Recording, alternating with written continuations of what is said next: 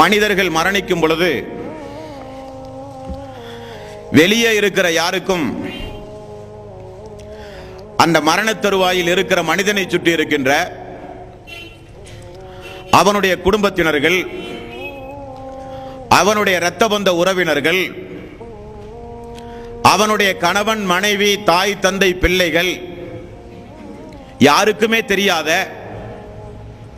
பல்வேறு சம்பவங்கள் உடம்பிலே இருந்த உயிர்கள் பறிக்கப்படும் பொழுது நடைபெறுகிறது என்று அல்லாஹு தஆலா குறிப்பிடுகிறான். யார் எந்த மதத்தை உடையவர்களாக இருந்தாலும் சரி, யார் எந்த நம்பிக்கைக்கு உடையவர்களாக இருந்தாலும் சரி, நிச்சயம் இந்த சம்பவம் நடக்கும் என்பது நம்மை படைத்த இறைவனுடைய நியதி. அது மட்டுமல்ல, இந்த உலகத்தில் யாரெல்லாம் இஸ்லாத்திற்கு விரோதமாக அல்லாஹுவை புறக்கணித்து தூதரை புறக்கணித்து வேதத்திற்கு மாற்றமாக இந்த உலகத்தில் யாரெல்லாம் வாழ்கிறார்களோ அவர்கள் எல்லோரும் மரண நேரத்தில் அவர்களுடைய செயல்பாடுகள் தவறு, அவர்களுடைய கொள்கை கோட்பாடுகள் தவறு, எது சத்தியம் எது அசத்தியம், எது நரகத்திற்குரிய காரியம் எது சொர்க்கத்திற்குரிய காரியம், எந்த கொள்கை சரியானது எந்த கொள்கை தவறானது என்பதையெல்லாம் அல்லாஹு தஆலா இந்த உலகத்தில் ஒவ்வொரு மனிதர்களுக்கும் புரிய வைத்து விளங்க வைத்து அவர்களும் விளங்கி உயிர் பறிக்கப்படுகிற அந்த வான தூதர்களிடத்தில் அவர்கள் மன்றாடுகிற காட்சி எல்லாம் அல்லாஹு தஆலா திருக்குர்ஆனில் நமக்கு சொல்லித் தருகிறான்.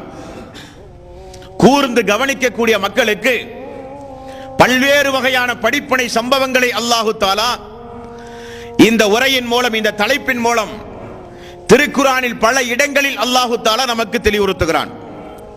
அல்லாஹ் அவனுடைய அருள்மறையாம் திருமறை குர்ஆனில் 33வது அத்தியாயம் 16வது வசனம் அல்லாஹ் சொல்கிறான், குல்லை யன்ஃபஅகுமுல் ஃபிரார், எதை விட்டும் நீங்கள் வெருண்டு ஓடுகிறீர்களோ, இன் ஃபரர்தும், அந்த வெருண்டு ஓடுதல் உங்களுக்கு பலனளிக்காது.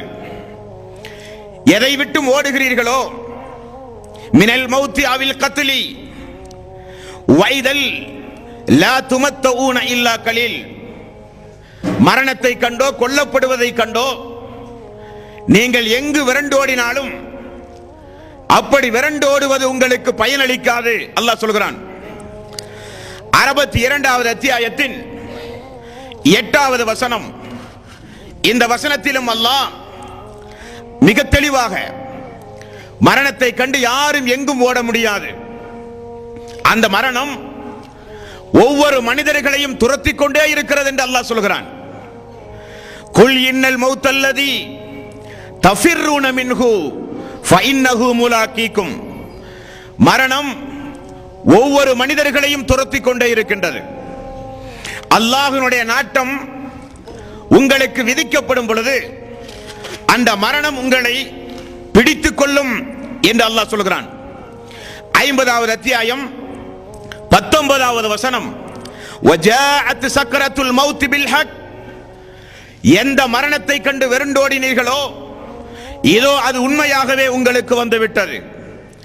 ذَلِكَ مَا كُنْتَ مِنْهُ تَحِيدٌ, நிச்சயமாக விரண்டோடி கொண்டிருந்த அந்த மரணம் இதோ உங்களுக்கு வந்துவிட்டது, அது உண்மையாகிவிட்டது என்று அல்லாஹ் அவனுடைய அருள்மறையாம் திருமறை குர்ஆனிலே குறிப்பிடுகிறான். நண்பர்களே, பொதுவாக இந்த உலக மக்களுக்கு ஒரு நம்பிக்கை உண்டு.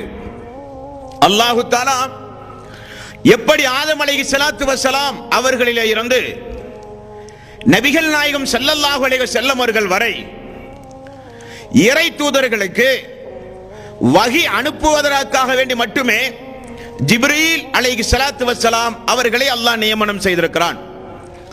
அவருடைய பணி அல்லாஹ்விடமிருந்து வஹியை வாங்கிக் கொண்டு தூதர்களுக்கு எடுத்துச் சொல்வது ஜிப்ரீல் அலைஹிஸ்ஸலாத்து வஸ்ஸலாம் அவர்களுடைய பணி. ஒரு வானவரின் மூலம் அல்லாஹ் இறை செய்தியை தூதர்களுக்கு தொடர்ந்து அல்லாஹு தாலா வழங்கி கொண்டிருந்தான் என்பது நமக்கெல்லாம் தெரியும்.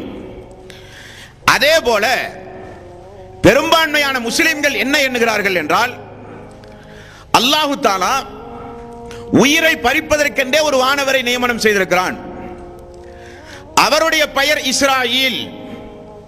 அவர்தான் ஆதம் நபியிலே இருந்து இந்த உலகம் அழிகிற நாள் வரை இந்த உலகத்தில் வாழ்ந்து மரணிக்கக்கூடிய எல்லோருடைய உயிரையும் அவர்தான் பறிக்கிறார் என்கிற நம்பிக்கை இஸ்லாமிய மக்களுக்கு உண்டு. அது மிகப்பெரிய தவறு.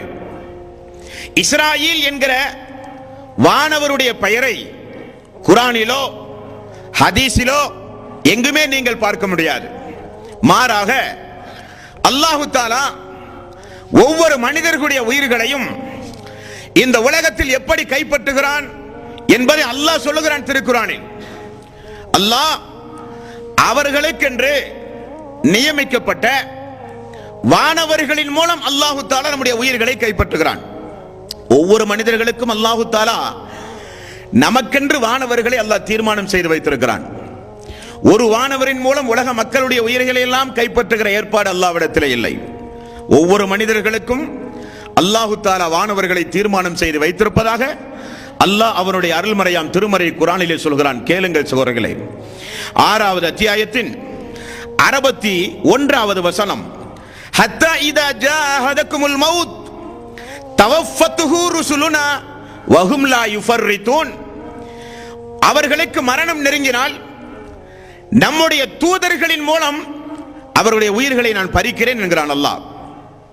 அதற்கென்று தீர்மானிக்கப்பட்ட மலக்கு, அவர்களுக்கென்று தீர்மானிக்கப்பட்ட மலக்கு, அவர்களின் மூலம்தான் மனிதர்களுடைய உயிர்களை அல்லாஹ் கைப்பற்றுகிறான். இன்னும் தெளிவாக 32வது அத்தியாயத்தின் 11வது வசனம், இந்த வசனத்தை பாருங்கள். குல் யத்தவஃபாக்கும் மலக்குல் மௌத்தில்லதி உக்கில பிக்கும்.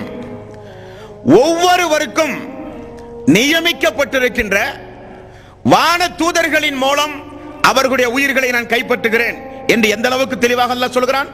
ஒவ்வொருவருக்கும் நியமிக்கப்பட்ட மலக்கு, ஒரு மலக்கை நியமித்து எல்லோருடைய உயிரையும் அல்லாஹ் கைப்பற்றுவதாக எங்குமே அல்லாஹ் சொல்லவில்லை.